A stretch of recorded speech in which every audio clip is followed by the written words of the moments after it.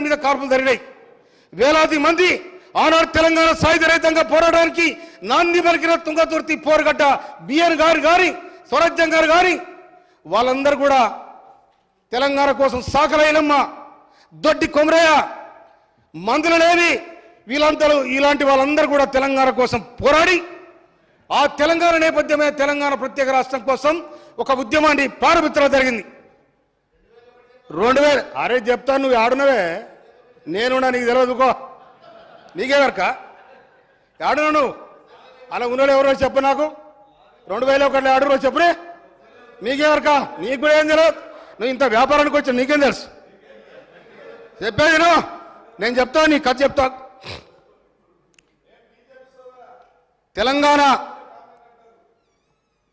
తెలంగాణలో అతివృష్టి అనావృష్టితో తల్లాడుతున్న రైతాంగం కోసం ఆనాడు రైతాంగం తిరుగుబాటు క్రమంలో కేసీఆర్ గారు మేధావులందరూ కలిసి తెలంగాణ పెడితే బాగుండు, తెలంగాణ విముక్తి జరిగితే బాగుండు అని కూడా ఒక సమావేశం జరిగింది. నేను ఆ సమావేశంలో కూడా ఉన్నా. కానీ ఆనాడు అనుకున్న సిద్ధాంతం, ఆనాడు అనుకున్న ఆశయాలు కానీ అన్నీ మట్టిలో కలిసిపోయినాయి.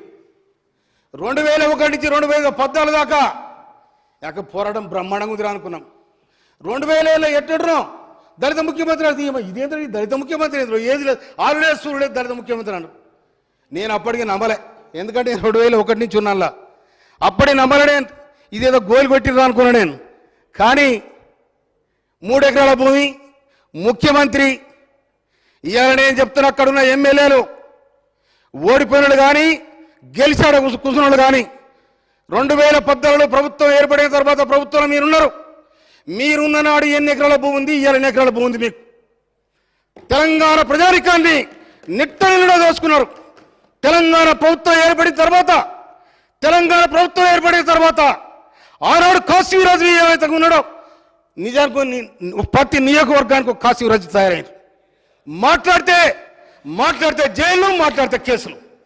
ఈ విధమైన నిజమైన తెలంగాణ ఉద్యమకారులను గెంటి వేసిరు మీరు.